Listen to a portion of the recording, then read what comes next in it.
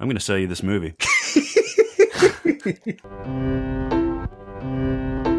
Welcome to SinCast, presented by CinemaSins.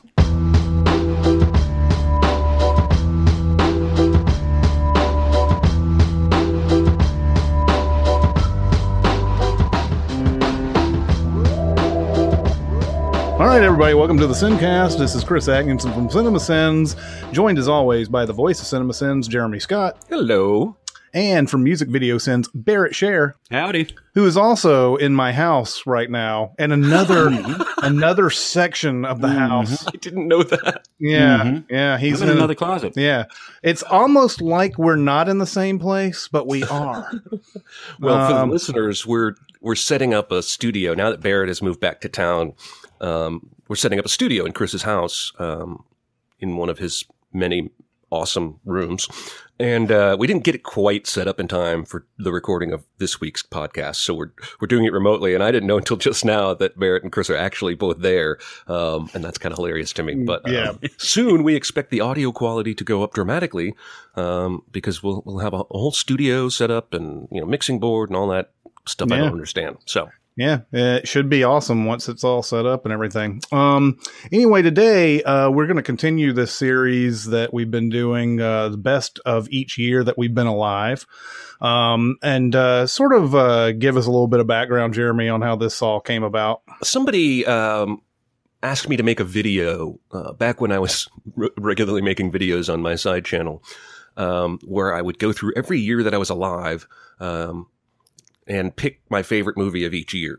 And it became the kind of thing that didn't feel right to put into a blog post because that was just too one-off. And one video would be much too small to cover this topic. And then we started doing the SinCast, and I realized, hey, this is perfect for this. And, buys us like, I don't know, almost 40 weeks worth of content because I'm so old. And I was born in 75. And I'm the oldest of the three of us. So we started in 75, and we are 10 years further on this episode. And today we're going to talk about 1985.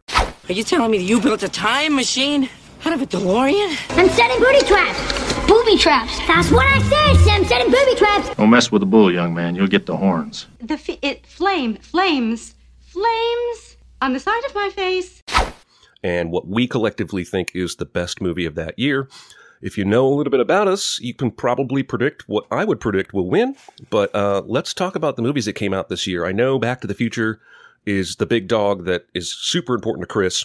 But for me, the one I've seen the most out of this year is probably Goonies. Yeah. And Goonies hit at the perfect time, right? I was 10, and the kids in the movie are about that age. And it's just got the perfect amount of mix between sort of an Indiana Jones type adventure, and I just love it. I don't think I'm going to vote for it best of the year, but it's probably the one I've seen the most. Basically, before we vote Back to the Future unanimously, let's talk about all these other movies that came out in 1985. Can I ask you about Goonies, though? There was a question on SoundCloud, or there was a comment on SoundCloud on the times that we did the most eclectic directors. And somebody mentioned Richard Donner. It's a good, it's a good choice. Yes, Goonies, Scrooge, Lethal Weapon, and things like that. And of course, Superman is kind of the outlier. But to me, and I may be the only one in the universe that thinks this, there's a lot of yelling in Richard Donner films, especially those three. And there's a lot of yelling over each other. There's a lot of in Goonies. I watched it not too long ago, and it was almost just like they're screaming over each other. Yeah. And it's not like one person can get a single line of dialogue out before somebody else is just shitting all over their thing. And Lethal Weapon is kind of the same thing for, certainly the first one. It's just a bunch of hyper manic, verbal diarrhea. So I don't know. Hey, Barry, kind of feels like it. You try to talk normally when you're in a cave and there's water going all over the place. Okay. You try to do that. All right. Hey, and what about when you're trying to take your wish back, huh? Yeah. You're not going, you're not going to sit there and just take that quietly. Or literally steal your first kiss. Yeah, exactly. No kidding. Another one, as an aside, another comment I saw another director we missed on that conversation who has an eclectic career is that I had completely forgotten George Miller directed Babe. Yeah. And so when I saw that comment, I was ashamed that we forgot. Well, I don't think George Miller directed the first one. He did the second one. Okay. But he was involved, I believe, with that first one. It's still wildly different than Mad Max Fury Road. Oh, yeah. Well, and he also did Happy Feet, too. So let's not. Yeah, he actually did that one. So, yeah, he's definitely had a crazy career. But I think also at the time that we did that one, we sort of did that off the cuff without much prep. So it was, well, I guess I'll just come up with one right up off the top of my head and everything. So we do show prep now, though, so we're ready. Yeah, we totally do. But back to 1985. Well, did he do Thunderdome? Didn't that movie come out in 85? Yes, it did. All right. So we can segue back into 85 through George Miller right there. Yeah. Thunderdome, which shouldn't even be mentioned in this discussion, but. Well, it shouldn't. It does have a life that it doesn't deserve. It's probably one of the most it's one of the most popular Mad Max movies, but it's also probably the worst Mad Max movie. It's definitely the silliest. Yeah. Also in 1985, this is a huge one, The Breakfast Club. Yeah.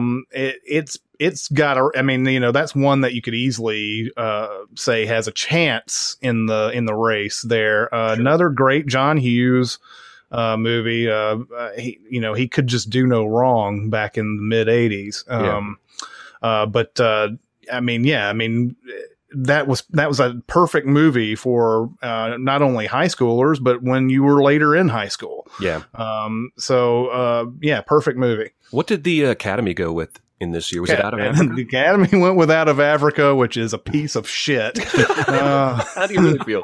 With a good score, though. Yeah. Okay. So Out of Africa is just one of the worst Best Pictures of all time. It really is.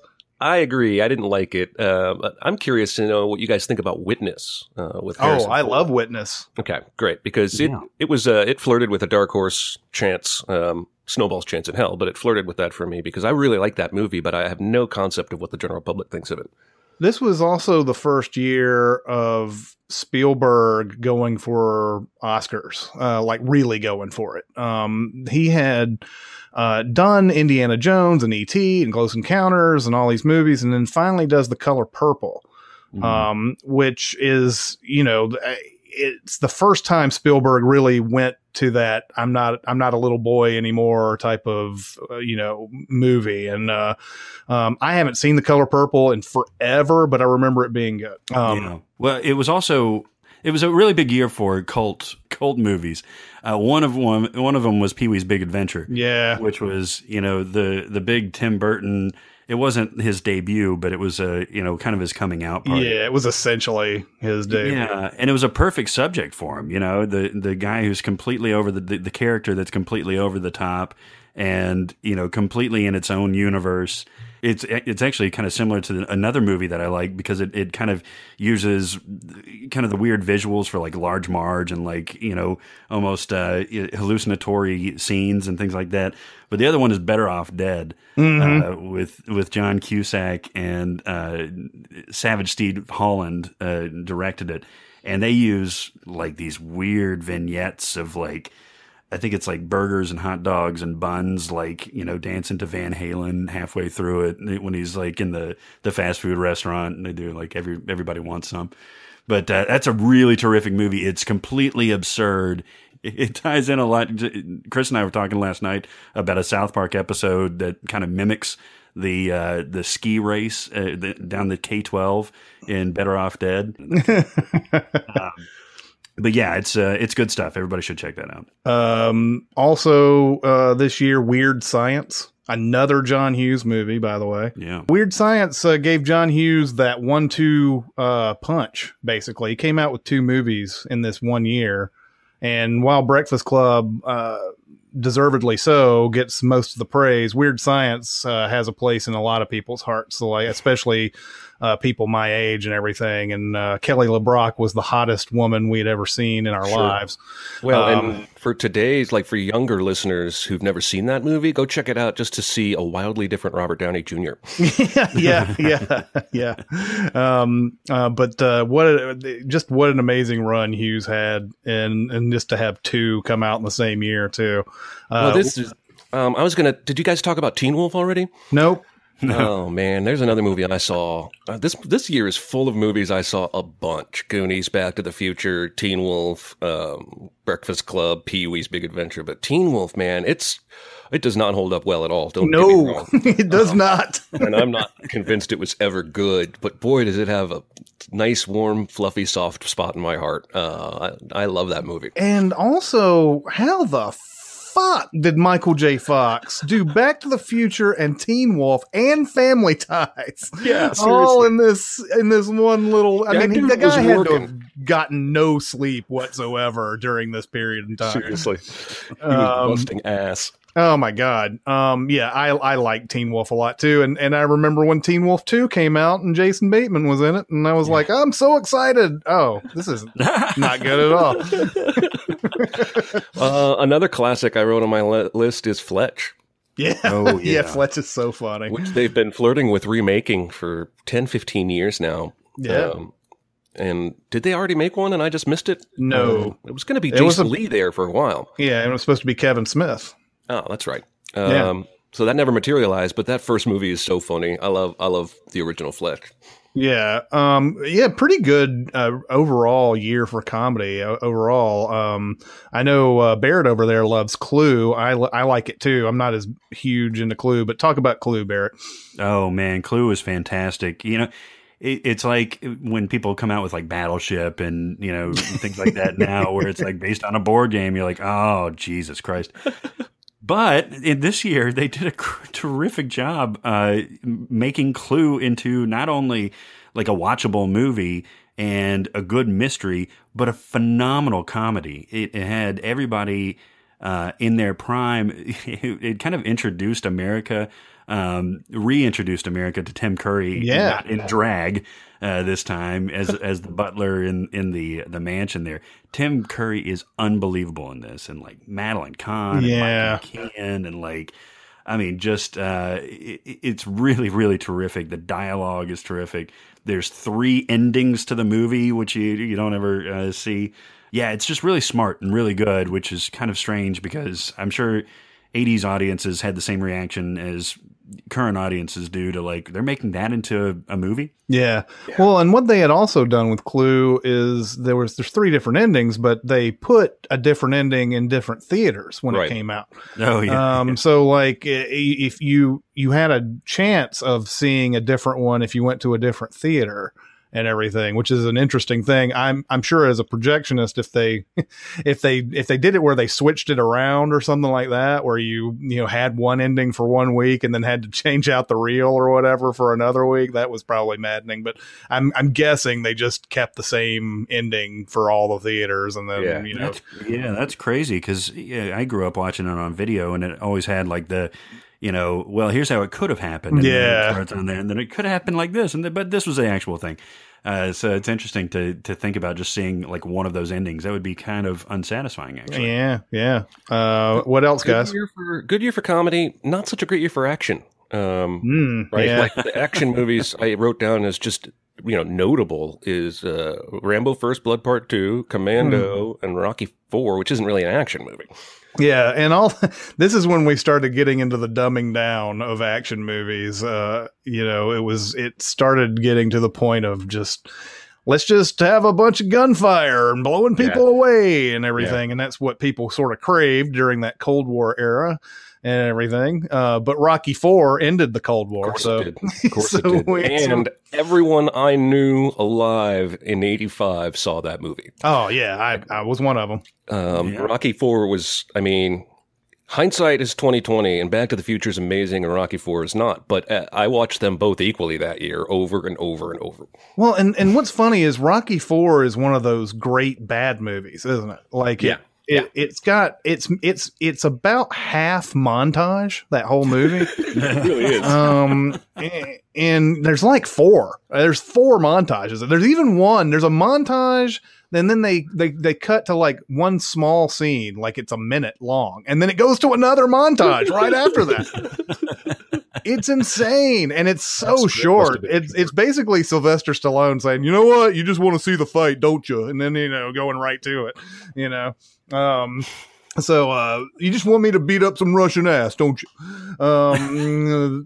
What else? Oh, Brazil is such a good movie. Terry Gilliam, who was mostly known for Monty Python and everything. He started this sort of loopy, weird career, but those movies are really good, like Brazil and 12 Monkeys and stuff like that. Brazil is a huge recommendation, by the way. And I think in another year, it might have a chance to win our best of the year and everything. In some people's minds, probably is the best of the year. But yeah, Brazil is a fantastic movie. What else, guys? Man, we're running out of. I mean, I got to talk about Cocoon, even though it doesn't stand. No, you don't. Next movie. It's a notable release. It was really popular, man.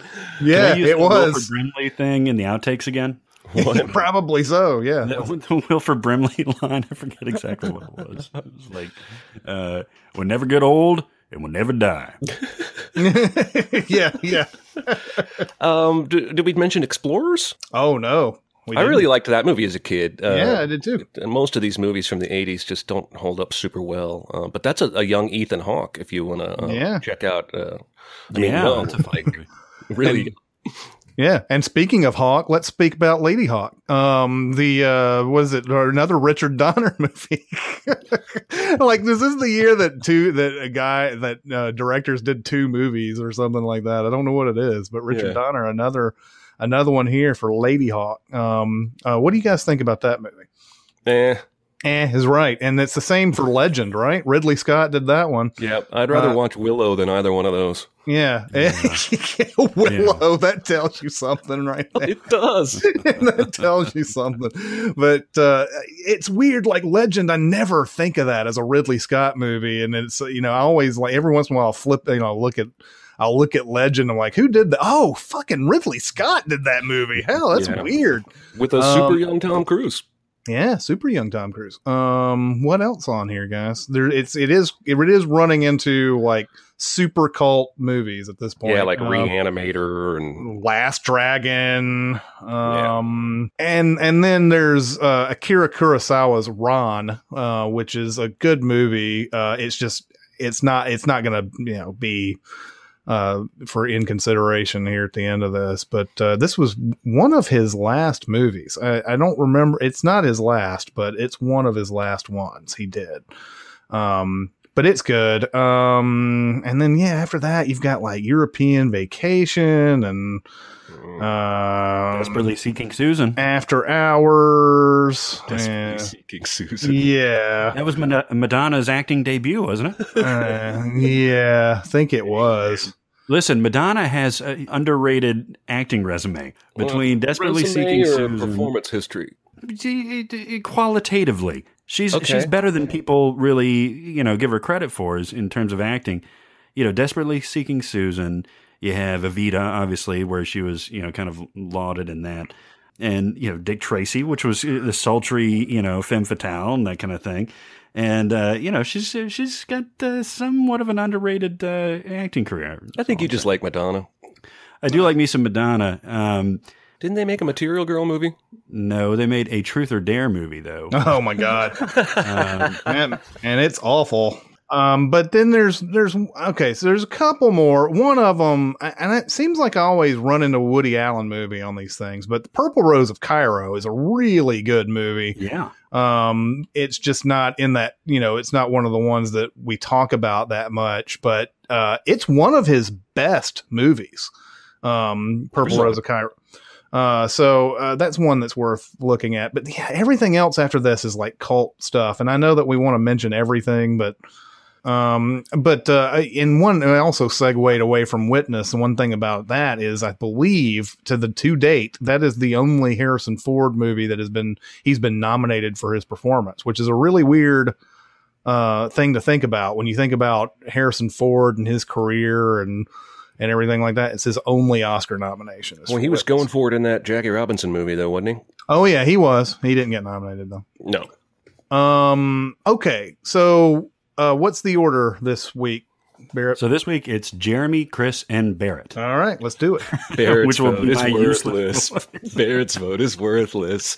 Yes. It's Back to the Future, full throttle all the way, no question about it. I don't know how you could have any doubt. Not only is it my favorite movie of this year, it is quality and cultural impact, the best movie of 1985. Breakfast Club, get the hell out.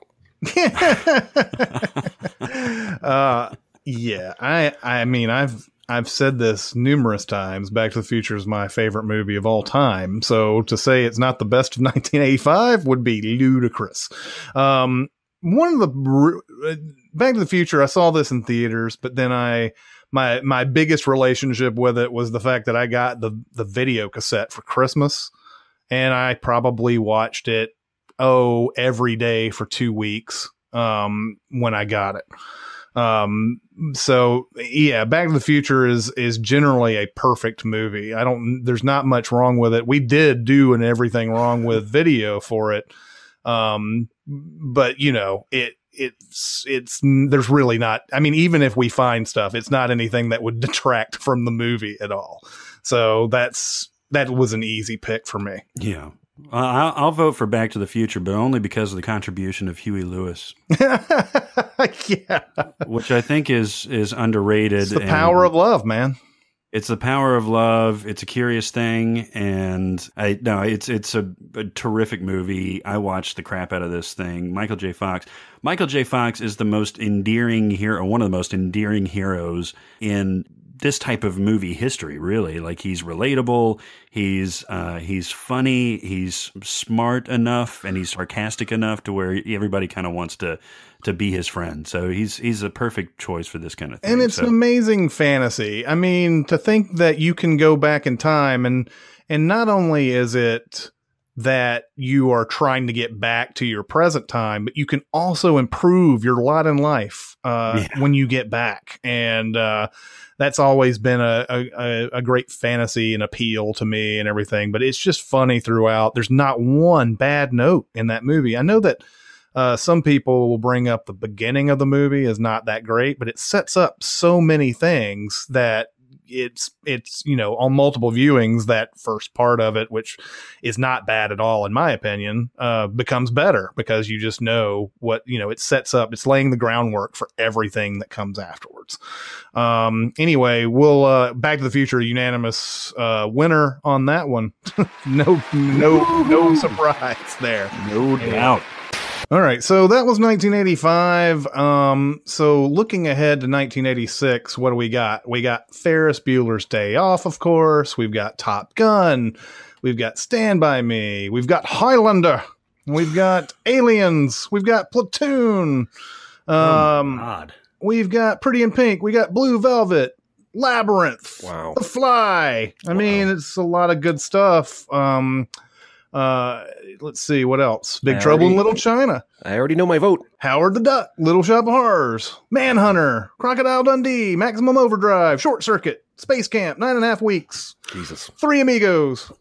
I can't wait to talk about Short Circuit. Oh, yeah. Fisher Stevens. Yeah. Accent.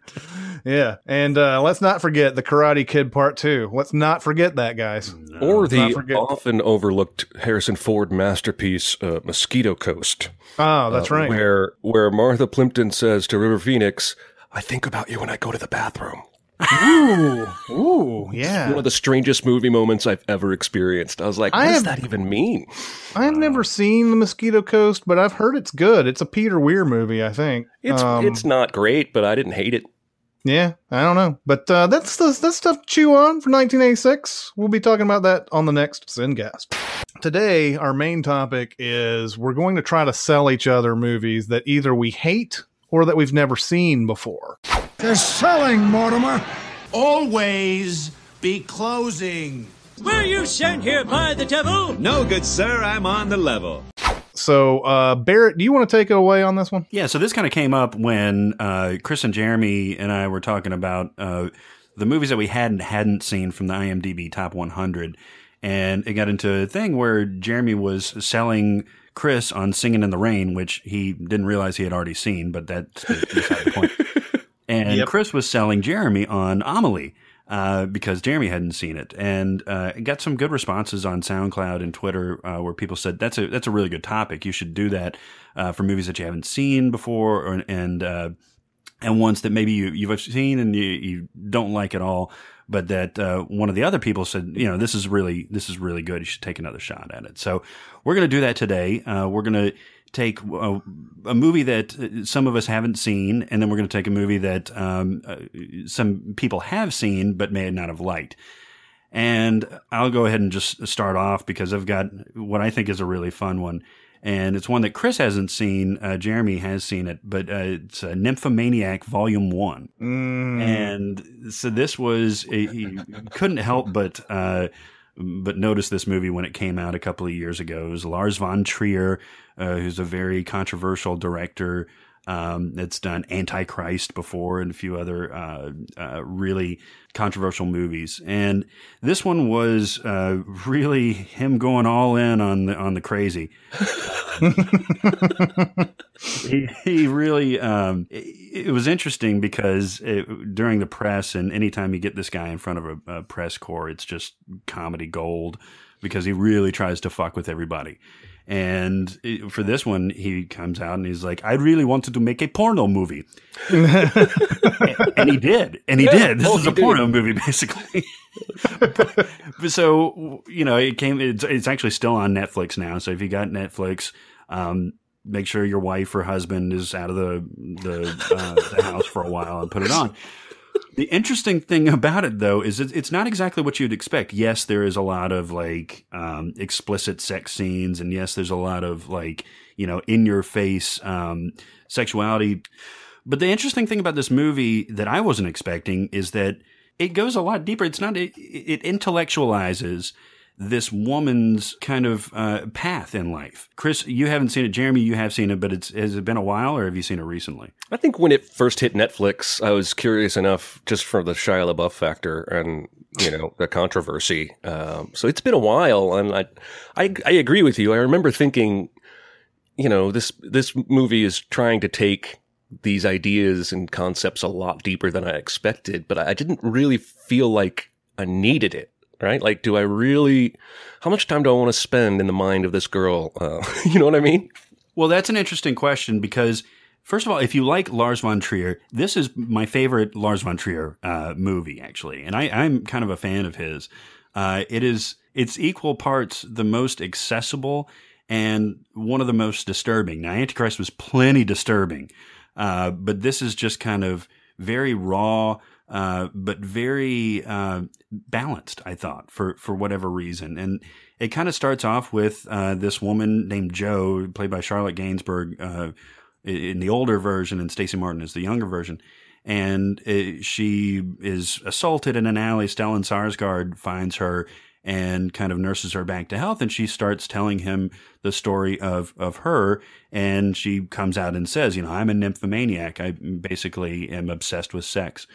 And what you'd expect from a kind of loner guy that lives on his own and everything is the titillation factor and things like that. But he actually, every story that she tells, which get progressively more and more fucking bonkers, he reacts completely innocuously. He's like, well, here's the reason that you did that. He's trying to rationalize her paraphilia, essentially. And it's really enlightening. So it's armchair philosophy, but it's really interesting stuff. And the last thing I'll say about it, the casting choices are also bonkers in this movie. Jeremy mentioned Shia LaBeouf is the love interest for a nymphomaniac, which kind of makes sense somehow, but also is just kind of weird because it's Shia LaBeouf doing Shia LaBeouf shit. And Stacey Martin is really, really good as the young Jo.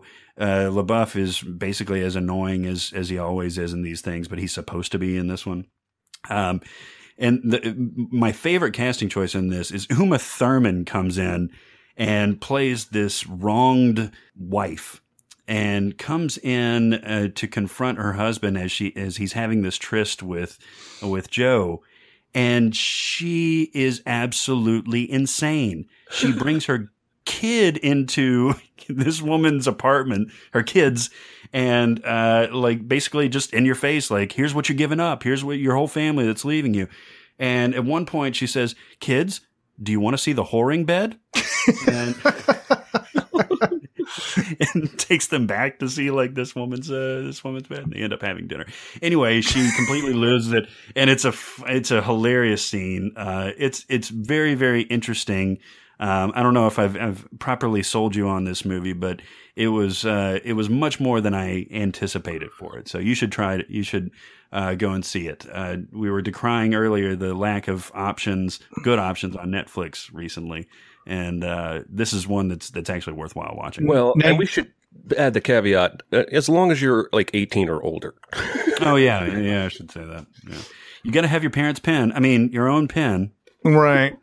Now, you've also expertly left out Volume 2 on this argument. Is that a bad movie, or is it just Volume 1, or is it? It's inessential. I think Willem Dafoe is in it. I don't remember much of it. You know, the build-up is really the essential part, and kind of going through her background and everything. So Volume 1 is really all you need. You don't need 5 hours of this. Now, is it explicit, like real porno stuff, or is it like? Yes, it's not the. It sure looks like it. No, yeah, absolutely. I don't know how he did it, but it's a combination of digital effects from actual porn stars and sex toys and things like that, but it is as real as you could possibly get something on screen. It's really odd when these movies do that. Like it's always strangely off-putting, weird when a movie decides, you know what, we're going to show penetration. Yeah. It's like the movies. I saw one in the theater called Short Bus. That was like that, and I was just like, God, I mean, I get what you're going for, but it just doesn't make me feel comfortable being in a movie theater watching stuff like this. And like, I mean, I know that, you know, see, like if you go to a porn theater, you're expecting that, right? You're going to watch that. And then there's another one called 9 Songs. Michael Winterbottom did. 9 Songs was another one that decided, well, we're just going to show the sex. We're not going to simulate anything. And the Brown Bunny did that too. And it's just weird. I don't know what the statement is, if there is a statement. Well, they're very rarely good movies, right? Like Gaspar Noé's Love just came out not too long ago. The whole shtick with that was that it was in 3D. Oh, yeah. It showed actual, like, you know, ejaculation and stuff like that. And it made it very real if you're watching it in 3D, which, no thanks. No thanks, man. Yeah, no thanks. Yeah. Now that I've regaled you all with my porno story. All right. So I've talked about it once or twice on the podcast before, but I don't think either one of you have seen the Tom Hardy movie Locke. No. And I've heard a lot of people tell me I should see Locke, so I'll be interested. Yeah. And so all I really knew about this movie going in was that it was Tom Hardy in a car making phone calls the entire movie, and that it had really good reviews. And this is one of those memorable viewing experiences where my buddy Josh happened to be over. My brother happened to be in town. Josh's older brother is friends with him, and he happened to be here. So all 4 of us were like, let's watch a movie. And I was like, I got this Blu-ray here. And so we put it in. And basically, here's the setup, if that's not enough to sell you. So Tom Hardy is this construction supervisor somewhere in Europe, about to oversee this huge concrete pour. But he's also just found out that the girl he had an affair with is pregnant and about to give birth. And he's married with kids. So he basically, other than the affair, this is like the most solid moral guy I've seen in a movie in a long time. He decides, okay, despite this big concrete pour and possible complications, despite what my wife's going to think, I need to go be with this girl while she has my baby. So he gets in the car, Actually, the movie starts with him in the car. And basically, he makes a series of 36 phone calls over the course of this movie. He talks to the mistress who's pregnant. He talks to this underling he left behind who has all kinds of questions and complications with the concrete pour. He talks to his wife. He talks to his boss. He talks to his son. And it is one of the most compelling, moving movies I've ever seen. And it's not just a gimmick. It could easily have been with maybe a different actor. But this is, and I love Tom Hardy and everything he's done. This is the best I've ever seen him. He covers such a range of emotions. And when it was done, all four of us were just sacked. We were just, wow, that was heavy. So I really think you guys should check it out. I don't want to say too much more about what happens because it's better that you just sort of discover it. But if you didn't think a 2-hour movie about a guy making phone calls in his car could be compelling, you're wrong. Well, it's kind of like Phone Booth, right? Except not, except good. Like, I mean, like Phone Booth is the ridiculous. The whole thing is the gimmick. It's the, oh, I'm stuck in a phone booth and I'm getting threats from Kiefer Sutherland on break from 24 and like, just, that was the pitch, actually. Pretty much. I mean, it's funny when you watch like Michael J. Fox where he can work, several jobs at once. Yeah. Well, I think he actually went back to the future to do Teen Wolf. I think he did. He went back in the past.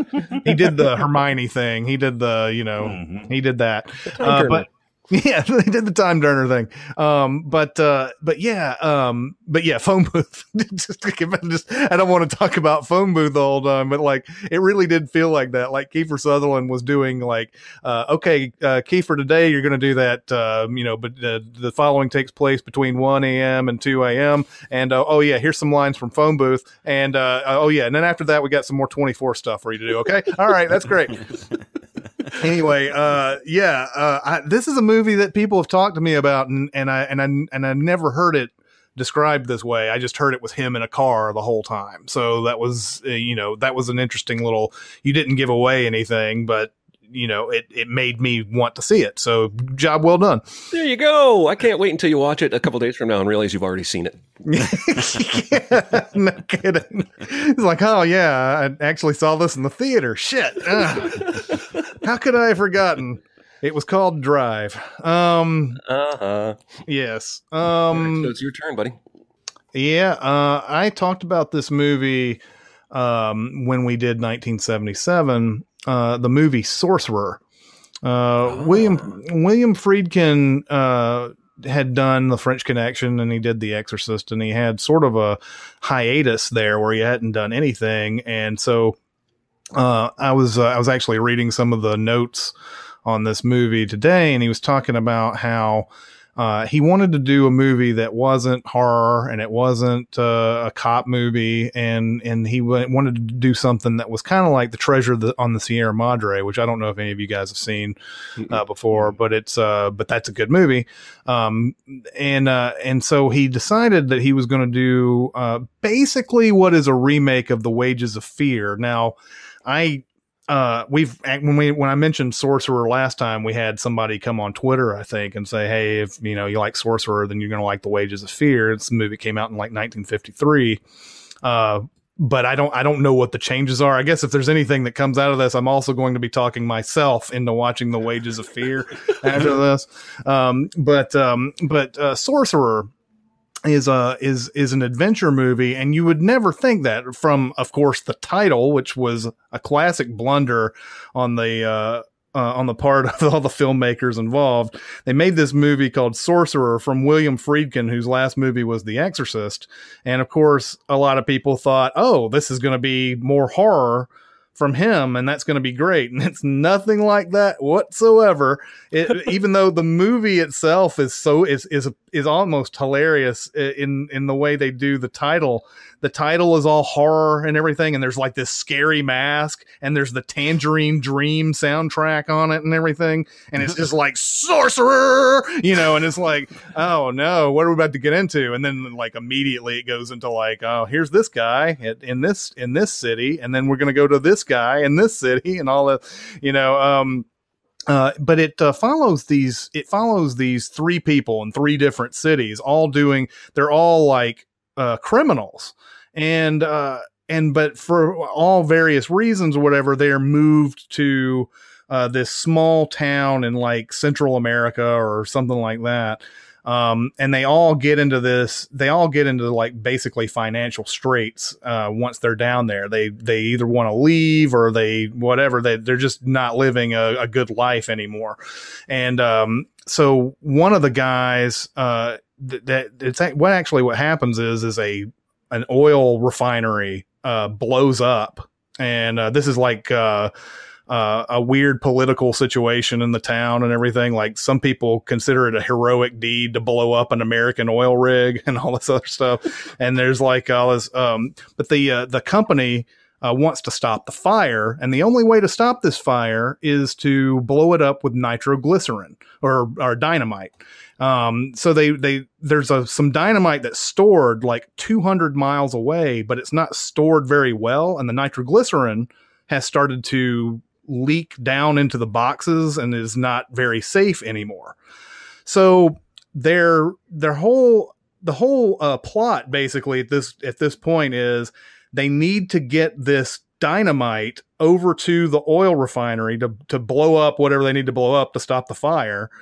And they need to go across 200 miles of this jungle basically to do it. And they tell you right off, this is how the suspense builds in this movie. When they first go in, like the company goes in to check out this dynamite that's not stored very well. It's like in a shack in the middle of the jungle. This guy he opens the box very carefully, and like he starts feeling around in the box very slowly, and he gets a little bit of nitroglycerin on him. And like, as soon as he does that, he starts walking like he's carrying an egg on a spoon basically, and goes out, and like, he just kind of like, flicks his hand, and there's like this huge explosion basically. Wow. And it's not enough to like blow his hands off or anything like that. It's just enough to blow some trees out of the way or whatever. And like, so immediately, this is a dangerous thing. Like, why even bother to try this? This is going to be really hard to do. They have to find the best of drivers and professional men that are in the town to drive these trucks full of nitroglycerin 200 miles through the jungle, basically no real roads. And it's like Roy Scheider, and there's a couple of other people that are like international stars who are all, who we all got introduced to in the beginning of the movie.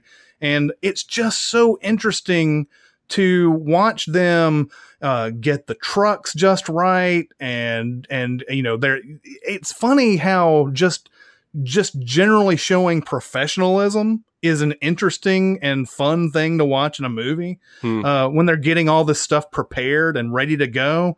But there are two amazing action scenes basically in this. One where they have to drive across this rickety ass bridge. Both of these trucks, like, one has to go first, and then the next one comes, by 5-10 minutes later or whatever. But they go over this rickety bridge, and it's like just nothing but just going, I got to go as slow as possible, and I have to dodge all this other stuff that's going on this bridge. And right after, and so like on the second one has to go over the bridge after the first one, and it's in worse shape because the first one went through. So like, they have that type of thing. And then there is an action scene. I don't want to really talk too much about it because it's one of the best things I've ever seen in a movie, where they have to find a way to get a fallen huge tree out of their path. And the method by which they get that tree, or try to get that tree out of the way, is just one of the best things I've ever seen. It's like MacGyver, but it makes sense. It's not like MacGyver, MacGyver would be like in a cell. They'd throw him in some room or whatever, and he'd find like yarn and paper clips and all this other type of stuff to get out of it or whatever. This is sort of MacGyvering your way out of a situation and everything. And meanwhile, even though they get, even there's always the threat of danger during this entire time. They've got freaking nitroglycerin in the back of their trucks. And so there's always the danger that something's going to happen no matter what they're doing in the movie. So you always have to keep that in mind. And it's just it's as a thrilling a movie as you'll ever see. And the story behind it, just the fact that Friedkin tried to get Steve McQueen to be the main star in this movie, but McQueen wouldn't do it because he wanted a role for his wife, Ally McGraw, in the movie. And there's no female parts in that movie at all, except for like the wife. And at the beginning, there's a wife character and everything. But because Friedkin couldn't come up with any reason to put Ally McGraw in it, he didn't get Steve McQueen. So, and then, just the fact they called it Sorcerer, and then they came out with this movie, only a month after Star Wars. And, when Sorcerer came in to, kick Star Wars out, a lot of theaters, just weren't making any money anymore. So they had to put Star Wars back in. It took a long while for Sorcerer to get any kind of accolades. And I think a lot of people have started to find it now, but it is, a movie that you should rediscover or discover. It's a movie that you really need to watch. Just hearing your description, why the fuck did they name this movie Sorcerer? That's one of the big blunders of the movie. They called it Sorcerer, and I think in the Blu-ray thing that I have, it says that he just named it that because that's the name of one of the trucks that's in the movie. But he actually said he wanted to call the movie Ball Breaker. And nice. And the producer was like, are you nuts? And he's like, yeah, I guess I am. Because you're not going to be able to sell a movie across America called Ball Breaker. I don't know why they couldn't just call it Wages of Fear again, but I think Friedkin was trying to make a remake that wasn't actually a remake, like everything that happened in the first one happens in this one too. But Friedkin was at a point, he was kind of like Coppola was, where he had made two amazing hits critically and financially. And he thought that because he directed it, it didn't matter what he called it, who he put in, people would come see it. So that was sort of his attitude. He even writes that in the Blu-ray thing. He said, man, I just had an ego run amok, basically. And he got Roy Scheider to be the main guy in this. Roy Scheider had come off of Jaws, and so he was somewhat of a name, but Friedkin had lost contact with him over the years. Cause if you remember The French Connection, Roy Scheider's in that. Friedkin didn't want Scheider to be in The Exorcist. It was one of the priest roles, and Scheider just sort of stopped talking to him after that. So he had to go and get him for Sorcerer, but he had to get him after the Steve McQueen stuff happened. And I still would like to know how Steve McQueen thought he was going to get Ally McGraw in this movie, but that's what happened. And after he came through, there were like two amazing international stars apparently that also dropped out because they wouldn't want to be. They didn't want to be second billing to anybody other than Steve McQueen. But there were a lot of problems, obviously, with the making of this movie. But once you see it, it's obvious there was obvious dangers involved with making the movie. One of the funniest, not funniest, but I guess it's sort of a Murphy's Law type of things with this movie is I talked about the rickety bridge scene. They built a bridge for like $1 million in this. I don't remember where the first one was, but there was these roaring waters going by it and everything. And then out of nowhere, there was a drought and there was no more river where they built this bridge. So they had to move it to another place in like Mexico. and they built this bridge again, another $1 million. And then that river went down. It like went down to like almost nothing. So they had to use what they had and get like rain machines and you know, wind machines and all this other stuff to make it look like it was a big river still. I think like if the car fell, it was going to go into like 5 feet of water or something like that. But it was still a dangerous stunt because you could still like, you know, crash and all this other type of stuff. But Mother Nature did not like the title either. No, it didn't. So yeah, I mean, just having that as a background, I would want to see this movie, but the movie itself is it's just fantastic. Well, all right. We got to see it then. You sold Yeah. me. All right, Barrett, go for it. I know you're going to try to sell us a movie that I don't think can be sold. I'm going to sell you this movie. I'm going to sell you this movie, and in the research for how disliked this movie was, not just by Chris and Jeremy too, but just the world at large, it's shocking, like how aggressively poorly reviewed this was. It's G.I. Joe: Rise of the Cobra. Okay, so this is the original G.I. Joe. Not the original, obviously. The original was based on a Hasbro toy, and then they made the cartoon series that was popular in the 80s, I guess. And then in 2009, along with, I think it came out right around the Star Trek reboot, the G.I. Joe Rise of the Cobra came out. And if you're a fan of G.I. Joe, like I was when I was a kid, you know, you have kind of were you guys a fan of the show and the toys and all that stuff when you were kids? Well, no, because I think it was probably too wartimey and military for my parents to let me watch it. I was a Transformers fan because I guess when it's robots, they don't care if I'm seeing something get blown up. So, no, I was never a G.I. Joe kid, and I guess I'll take some shame for that. But no. Well, the interesting thing about G.I. Joe cartoon is that nobody ever died. There were lasers flying everywhere, and nobody ever died in that show. I know I watched the show. I never had the action figures, though, but I did watch the show. I could not tell you one episode of it, though. I mean, I watched it a long time ago. Yeah, I mean, it was basically it was a series of catchphrases, right? Like the real American hero and like knowing is half the battle and all that stuff was kind of the thing. But it was targeted towards kids, and like that, this movie was very reductive. It had went in this with very low expectations, probably lower than what I did for Batman versus Superman. Yeah. So maybe that's where I got this, but I'm going to sell you this movie just based on the cast. Okay, so this was 2009. The cast of G.I. Joe: Rise of the Cobra included Channing Tatum, pre-Magic Mike, pre-21 Jump Street and everything. But still, like in his action movie buff thing, he still has glimpses of being Channing Tatum, like the charismatic leading man that he will become later on.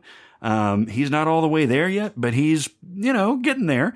And God bless him, he's trying. So anyway, he's in there. Sienna Miller is in as his main love interest. And Sienna Miller is a great actress, right? I know she's not, terrific in this particular movie. But the interesting thing about Sienna Miller to me is, she's only 34. Yeah. Yeah, like she's been around forever. She has been around forever. Like, I remember before, even before this, she was in a lot of like indie movies and stuff before this. Yeah, and Interview, all that.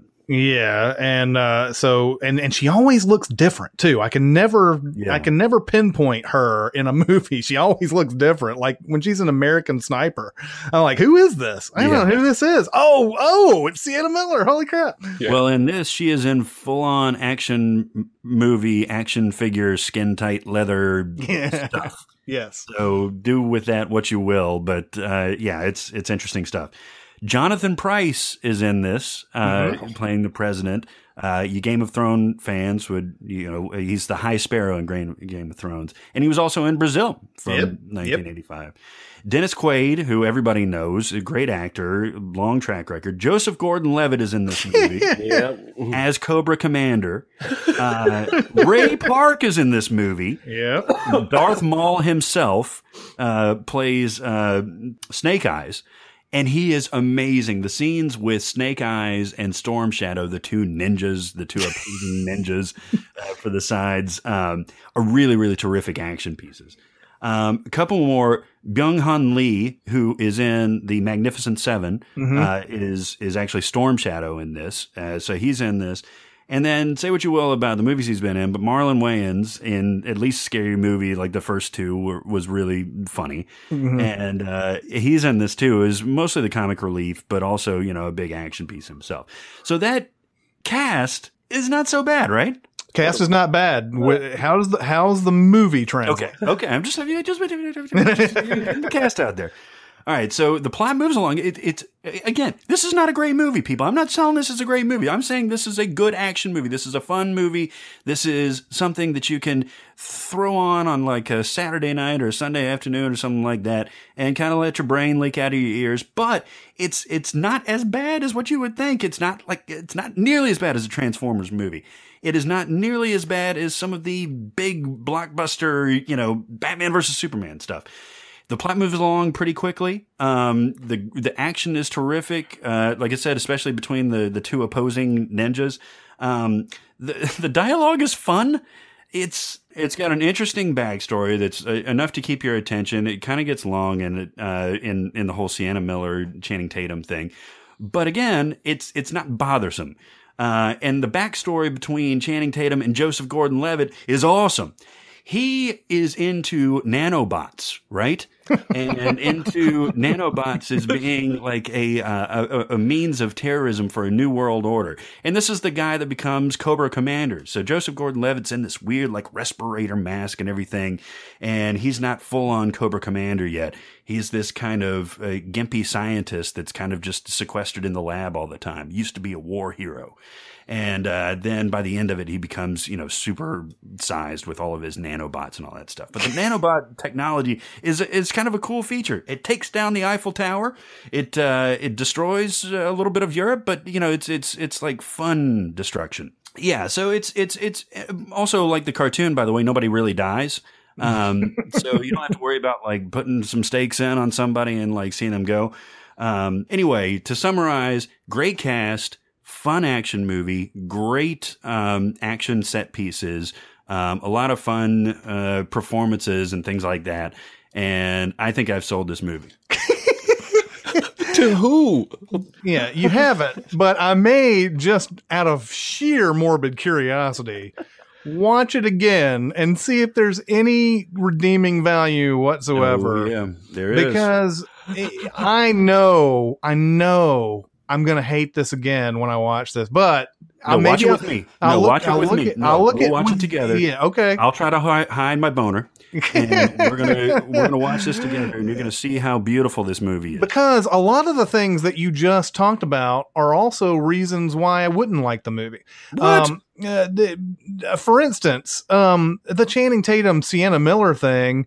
Why do we have to get everybody together in these movies all the time, man? But why they were together earlier? No, they were No, together that's before. That's the whole conflict. That's what the fucking A-Team did, and I can't stand that movie either. A-Team did that movie. Where it was like Bradley Cooper and Jessica Biel used to date and everything, and then they just happen to run into each other in the next thing, and it's like, oh, you know, you did a bunch of bad stuff to me when we were dating. Oh yeah, and you did some bad stuff to me, and then it's like a bunch of just arguing and stuff throughout the movie and everything. They did it in Jurassic World too. Yeah, they did that in Jurassic World as well, and it's something that all that that sexual tension stuff that they put in these movies is just eye rolling to me every single time. They're like, well, can't we just let the woman just be an awesome action star and not like a love interest or something? Well, I'll tell you why this is important, because it takes nanobot technology for her not to love Channing Tatum. Once the nanobots are removed, spoilers, once they're removed, she falls back to fucking love with them and everything's fucking good. Well, I think it's also worth pointing out that there may be a demand for that. Like, Star Wars Force Awakens came out, and what's everybody talking about? Like, Poe should be with Finn, or who's going to get with Rey, or what have you. Like, I think they may just believe the bulk of America wants a romance in all these movies. Yeah, I guess so. I just feel like it's always out of place every single time. I don't disagree. At the very least, I don't know why it has to be the main characters all the time. Like, I guess it's not a real romance if Sienna Miller is in love with somebody who's stay-at-home dad or something like that. You know, I don't really agree on the movie though. Like, right? If Deadpool didn't have the central love story, it could have still been a bonkers action movie, right? Mm-hmm. But it kind of there's some sort of grounding force. That's plot. Otherwise, he's like completely off the rails, right? But it's also plot specific too. Like, it actually means something to the action that goes on in the movie. Whereas in G.I. Joe and A-Team and all that, where they just stick we used to date subplot in the movie. It's never part of the plot, really. You know what movie does this really well is The Martian, which we'll dedicate another podcast to, because I have a weird obsession with this movie right now, and I've seen it a bunch lately. But like the Kate Mara character and the Sebastian Stan character, in the book, their romance is a little bit more played out, but in the movie, it's super subtle, and they're just two of the crew of the Hermes, and there's one shot where you see him waving at her, and then she kisses him on his space helmet before he goes outside and says, "Don't tell anybody I did that." And then in the montage at the end, she's just had a baby, and they're both in the hospital watching the next launch, and that's pretty much it. Like that. And Matt Damon doesn't have a romance, and you'd think Hollywood would give him like a wife back at home to talk to and cry with or what have you, but they didn't. And I think that movie, it works really well that way, because I don't think that movie needs a romance for the main character. Yeah, and you're right. They easily could have done that, where it's like someone's at home or on the ship or something like that. Yeah. That, you know, it could have easily been, Jessica Chastain. Where you're like she made the decision to leave her boyfriend. And even the trailer was cut together to make you think he had family back at home he was crying about. I remember that vividly. Right. But anyway, out of sheer morbid curiosity, I'm going to watch G.I. Joe again. Yes! I sold that movie. And then later on, I'll make some sort of snide remark. You don't know when, you don't know where, but I'm going to make a snide remark about that movie and Barrett's love of it. But anyway, I'm going to get you to watch it again, man. You're going to fall in love all over again. Listen, he's watching it again out of morbid curiosity. You didn't sell anything. It's like saying, "Hey, want to go see a dead body in the woods?" No, I just heard that he's going to watch it again, and that means I sold it. Okay, all Jeremy. Right. All right, well, I'm going to attempt to sell you Tron Legacy. Oh, my God. Which is a fool's errand for sure. 51% from the critics on Rotten Tomatoes, 63% from the audience. And I don't know what it is. Certainly, I'm not telling you this movie's an A+. Let's get that out of the way. We set out to find movies that we knew somebody else in our group hated. And you pretty much stuck with shitty movies at that point. So we're looking for bad movies we enjoy or we enjoy more than others. And that's this for me, man. And I don't know, the biggest complaint that I've ever seen, or the most common one, seems to be that it's just very unfeeling. It's very sterile, which I think kind of fits the story of what's going on. But man, this movie just sets a mood that I dig, and it's a combination of the visuals and the Daft Punk score. I think it's sexy. That's probably mostly due to Olivia Wilde's presence. Yeah. I can get past the weird Jeff Daniels CGI younger face. I would rather watch this than the original Tron, and I know that's heresy for many, but I saw the original Tron a few weeks ago. It looks like shit. Maybe you like the nostalgia of it or the story, and that can pull you through, but visually it hasn't held up at all. And Tron Legacy is the very epitome of slick-ass looking Tron-style action. So probably I went in with lowered expectations because the reviews were so bad. Probably I went in with less attachment to the original than a lot of fans did. But for whatever reason, man, I dig the mood of that movie, and I put it in once every few months and just leave it in the background and really get a kick out of it. And I'm not going to pull a Barrett here and try and tell you that the relationship between Olivia Wilde and Garrett Hedlund is like key to the whatever. And it's not, it's not a great movie, but I really enjoy it. And I think a lot of people who disliked it went in with higher expectations than maybe they should have. And if they rewatched it here 5, 10 years later, they might finally enjoy it more than they thought they did. I haven't seen this since it came out, so I don't remember too much about it. So I think that it's possible that I can give this another go and see if it's improved over time. So I mean, yeah, I mean, I'm all about like mood and everything, and of course, a lot of times that's what makes a movie for you is you know, that type of mood. Like I said, and I'm not trying to sell this movie, by the way, at all today. I'm not going to try this because I haven't seen it since it came out. This movie since it came out either. But I said the same thing about Lady in the Water. Where I was just in that perfect, like, it's a long day of work and this is so relaxing of a movie for me to watch right now. And it might be terrible, but I don't care. But Tron Legacy, yeah, I could see myself giving that another go. Jeff Bridges as the original character, well, in his actual state, in his older state, is very Jeff Lebowski in that, right? Mm-hmm. Yeah, I mean, he's all zenned out and everything in his digital house and everything, and like at one point he's like, "Biodigital jazz, man." Like, yeah, he's pretty. He's trying to, like, you know, explain the cacophony of the universe. But like, now there's good scenes in there though, like the Michael Sheen character where he's basically playing like a Ziggy Stardust type of character and Daft Punk cameos. Yeah, it's fun. I think it's a fun movie. You know, and because memory is such a weird thing, this movie and Cloud Atlas sort of like get confused in my mind a little bit, like just various scenes from both of those. Like I could easily come up with, I think this happened in Tron Legacy and it happened in Cloud Atlas. Oh, you're talking about that whole far future. Yeah, there's a far future part in Cloud Atlas that's very Tron Legacy. I totally get that. Yeah. So, but yeah, you sold me. I think all these movies like that I didn't like and that you guys love so much, I've only seen once, and I saw them under a different set of circumstances. So, you know, I'll give them another try. Why not? Sure, you've only got time. I mean, what the hell? Yeah, exactly. All right, what piece of shit are you going to sell us? Well, I have another one that you guys haven't seen. And you know, when it comes to movies like that I really like that you guys don't, I don't really know of any. But if I'm going with another one that you guys haven't seen, and this is Fear of a Black Hat.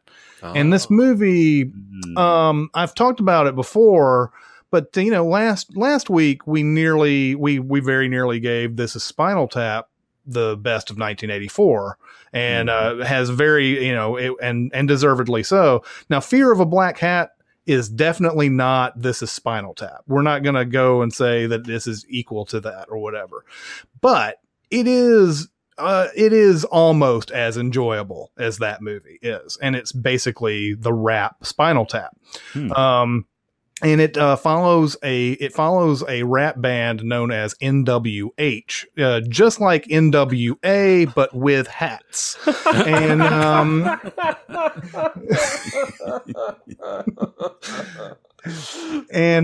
it's set in the perfect time. It's the early 90s where rap was finally really coming into its own. And, becoming in the eyes of more and more people legitimate, you know. And because I think Barrett, you would know better than I would, the 80s, you had a small group of people who loved that rap in the 80s, that Run DMC and all that. But it was really the 90s where you had Tupac and you had Dr. Dre and you had Ice Cube and all that. Yeah, because late 90s or late 80s was more of like Public Enemy doing like Fear of a Black Planet. So yeah, it was more globally accepted in the 90s. Yeah, so in the 90s it started becoming a bigger thing, and like so it follows this band going around with this reporter or whatever, and she's just asking them different questions. And I can tell you just a couple of the things in there that are great. Like she asks them, what, if any, is the difference between a hoe and a bitch? And so you had one of the guys goes, a hoe fucks everybody.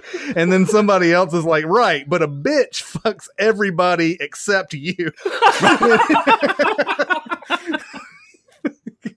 Oh my God. And so like it goes, it's got great lines like that. The origin of their name is hilarious. I'm not going to say all the stuff that's in here, but the origin of their name itself is hilarious. What is it? Oh yeah, there's one that they're talking about. They wanted to subtitle their album "Don't Shoot Until You See the Whites," and You've already sold me, dude. I'm watching this movie tomorrow. She's like, of their eyes, and she goes, "Who?" And he goes, "Whose eyes?" He's like, "It's like, don't shoot until you see the whites of their eyes." And he's like, "Nah, don't shoot until you see the whites. Period. That's it. End of story." Who's in this movie? Do anybody we know? There's some recognizable people. Like if I told you their names, you may not know, but like Rusty Cundiff is the guy who directed it. And he didn't, I thought he might have a career, like a big career after this movie, but he did a couple others that didn't connect as well. But, Mark Christopher Lawrence, you've seen in a million things, but I'm trying to, In Terminator 2, he's one of the guys that works at the asylum, that when they're chaining Linda Hamilton to her bed, he's the black guy. Okay. That's in that. He's in a million things. Like he's like a huge character actor.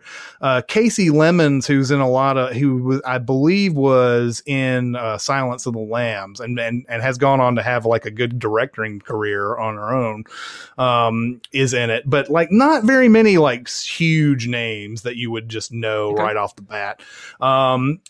But it's great mainly because it goes through their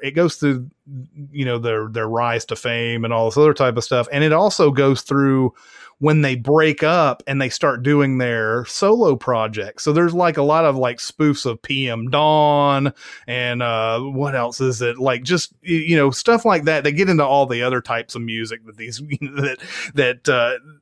people will get into or whatever. But, it's funny and entertaining throughout. And I think that if you like This Is Spinal Tap, you'll definitely like Fear of a Black Hat, and just don't compare the two movies as far as quality. I mean, it's still up there, but it's not as good. That sounds awesome. Yeah, man, I think you sold me. You win the selling contest today. Yeah. Well, good. Yay, I won the selling contest. Probably all you had to say was the rap Spinal Tap, and it's kind of good, even though it's not as good. That's probably all you had to say for me. We're going on to the Q&A. We are. All right. Question. I got something to say. I want the truth. I am listening. Okay, so these two questions came from Twitter last night, and I've just been told recently that I'm kind of a huge asshole for not like reading the names of the people who ask the questions, because all I ever do is kind of get so many responses when I ask for questions that I'm just rapidly copy pasting. But you know what though? I feel like there is merit to that though, by not saying somebody's name, because maybe they want the credit for asking the question, but sometimes you get a lot of grief just for being mentioned and stuff like that. And I have actually seen plenty of people on Twitter and the subreddit, excited. They used my question. So those are the people we want to take questions from anyway. Right. Okay. Well, we can experiment with saying, at least their first name, I guess. Oh, no, I didn't even write him down this time. Okay. Saying, and I'm getting an asshole this week. Still an asshole. So okay. One of the ones that intrigued us to answer is what we would do to fix the DCEU, meaning the DC expanded universe in film. Does anybody want to go first? I'll go first because you guys may have stronger, I don't know, you may have stronger arguments than I do, but I feel like there's a blueprint right there that what Marvel started to do your own thing, and that is you make individual movies from these people you want in Justice League, and you get good directors to do every one of them, and you give them time to do it. And that's how you introduce your characters. Is like Batman v Superman decided, I guess, that we didn't want to see a Wonder Woman movie before getting introduced in this movie. And we didn't want to see an Aquaman movie before he got introduced in this movie. But now I guess they're making those movies, but it's like, I'd like a better introduction to those characters before we get into, Justice League and all this other type of stuff. And I just think that if you just get, talented directors and leave them alone and let them do their stuff and have time to do it, and not make everything so dour all the time, you just follow that Marvel blueprint. Now, Marvel themselves could look at that blueprint. Get back to it. They need to get back to it, because now at this point, all they're doing is advertising the next movie. It seems like to me, even though there's, each one of these movies has their own merits, standing alone. I just feel like they just need to take their time more. And that's my biggest theme. If you ever ask me, I remember when we were at the Providence, the Rhode Island Comic-Con, there was a guy who came up and asked, how do I make good films? First off, we're not professional filmmakers. I would say though that my number one issue with all these movies recently is that they don't give them time anymore to make these things. And everything is, we've got to hit this release date. We've got to hit this release date. And so they're making movies with absolutely no time at all now. They're getting, they've got some good blueprints for stories that they come in and they all right, this is a good story. Let's go for it. Boom. And, and you've got some people who can handle that pressure. But I think overall, if you give them one more year to make that movie, it's way better movie. So that's, and they're certainly doing the opposite. Like they're going the reverse order that Marvel has, right? They're trying to do the big movie first and then sell us the solo movies. And that you're dead right in the sense that that's the wrong direction to go, because when Iron Man came out, okay, I was working in a theater at the time, but I remember thinking, I don't know shit about Iron Man. I don't know if this movie's going to do good or bad. I've never read that comic. I don't know anything about him, and he's not Batman. And so there's something important that happened over the next 6-7 years as they released these solo movies, and audiences, even if you didn't see the film, you started to get used to these characters and understand who they are, what their powers are. So when the Avengers comes out, boom, it's massive. And if they had released the Avengers first, it would have fizzled, right? Nobody, a greater number of people would have been unfamiliar with the characters and wouldn't have cared. Right. Now, I have two answers to this question, how to fix the DCU: realistic and unrealistic. Realistic, what I would do is I would give Ben Affleck Christopher Nolan levels of control over the DCEU. I trust his directorial vision. I thought he was fantastic as Batman in Batman v Superman. And I think if he can be that good a director, he can probably be that good of a producer or overseer. I'm not saying he directs everything, but the way that they sort of gave Nolan Batman and then put him in charge of Man of Steel, I would give Ben Affleck that role. And the unrealistic answer is I would do the opposite of Marvel and make every single film feel as different as possible. We're going to talk about some fun superhero theoretical films down the road, but like I would make a Batman horror film. I would make that would be awesome. Wonder Woman World War I film. I would make an Aquaman Master and Commander type film. I would hire distinctive, different visual and feel directors to make each film in the universe, even though the universe is the same, feel as unique and different as possible. Because my biggest beef with Marvel is that it's all become homogenized to me. I've said this before. I couldn't pick out the score from any of these MCU movies in a lineup. They all sound. I would probably say Iron Man's score belonged with Thor. They're all too similar, and eventually I feel like there's going to be a staleness to these properties that maybe DC could avoid if they went, the polar opposite direction and just started making wildly different feeling films that just have the connected universe. Yeah, totally agree. And I think also to add to that, 10 years from now, when you're thinking of a scene from a Marvel movie, are you going to be like, was that in Winter Soldier, or was that in Civil War, or was it in Avengers? I can't remember quite which one it was. I mean, you'll have the uber nerds who always know, but just a casual person's going to be like, oh, I can't remember which movie that was because they all look the same and sound the same. Yeah, even with connected TV shows, like it works in TV. where you have like wildly different shows, one from a comedy, and then like a character from a comedy will come over to a drama or something like that, or vice versa.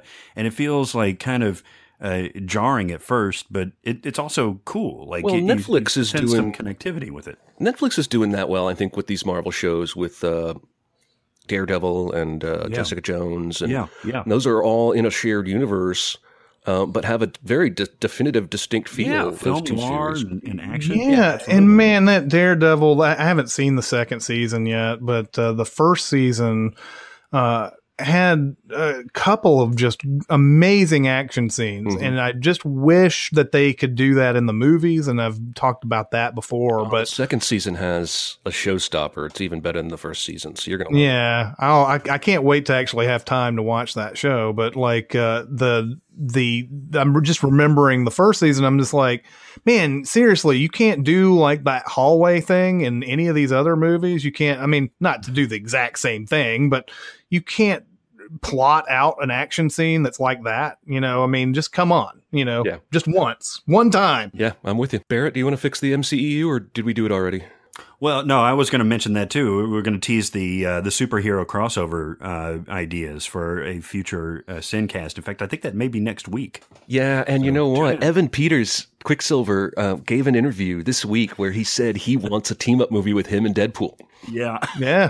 Which totally steals our thunder from. I mean, you mentioned it first, Chris. I think, but I think I said Nightcrawler. Oh, that's right. Yeah. I mean, him with Deadpool would be awesome. Obviously, I just feel like him and Nightcrawler would be even better because they're different personality wise. Like Deadpool and Quicksilver are almost the same personality wise. So like, I feel like that it would not be as fun, but it would be fun. It would be fun no matter what. Yeah. Anyway, we're going to be doing that soon. Yay. Yeah. All right, so we want to do one more question, or you want to cut it off? Yeah, we'll do one more question. All right. Final question was for us to talk about some of our favorite improvised scenes or moments in movies that were unscripted. Chris, you want to take that one away? In fact, it could really go for the whole movie, and we've been talking about these faux documentaries a lot, but Waiting for Guffman. There's so many unscripted great scenes. I love that one where they Bob Balaban has taken over that troupe and they want to get Corky back, and they go and they say, and the one guy's he's like, we don't like this guy. He shops at Walmart. He doesn't support the town, and stuff like that. He's like, and I hate you people because you're bastard people. And it's like, I hate you, and I hate your ass face. I hate you and your ass face.